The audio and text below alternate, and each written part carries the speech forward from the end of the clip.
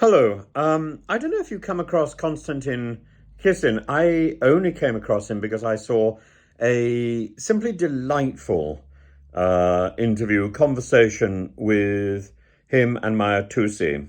Maya Tusi, I want to make it very clear. Although I criticize the things he says, I like him very much. I think he's a very engaging personality, and I think it's perfectly possible to like someone and to disagree with them at the same time. Um, I think that's an important principle.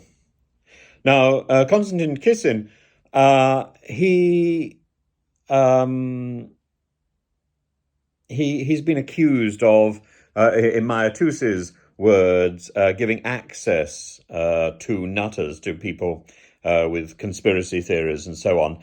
Konstantin is from Russia, so of course he immediately earns favour in my view there. But the bank has threatened to stop his account, and all attempts to get in touch with the bank have failed, and they've treated him and his business with contempt and no explanation. Now, I find this a very familiar situation. In fact, I found at one point a couple of years ago, or a year ago, or so, I think, quite recently, I was obliged to change my bank account completely for my business because the bank simply was behaving oddly. And I thought, I'm not going to be held to ransom by some ridiculous organisation that thinks that's got above itself. One's got to remember the bank is there as a service industry.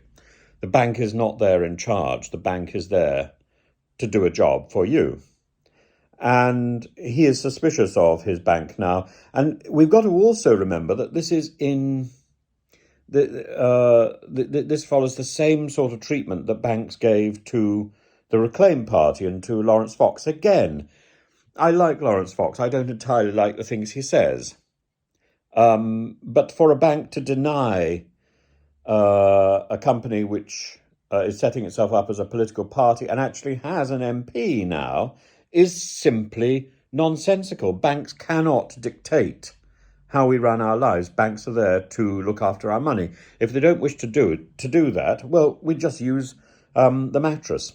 It's absurd. PayPal also cancelled Toby Young and Free Speech Union. It's simply wrong, the power that these organisations are taking on themselves, for themselves, and at the same time, the police. The police in Cardiff, the story coming out about the police following these two people, and that this is what led to the riot. I'm not surprised. The police, the banks, these people with, quote, authority are out of control. Why is that? Well, I come back to the same thing, and Maya Tusi isn't going to like this. But I place the burden of responsibility on the shoulders of Suella Braverman and her particularly incendiary language, and the language which is suggesting that we are living in a society where we are controlled. No. These organisations, the police, the banks, they work for us. The government, it works for us. And it needs to know its place.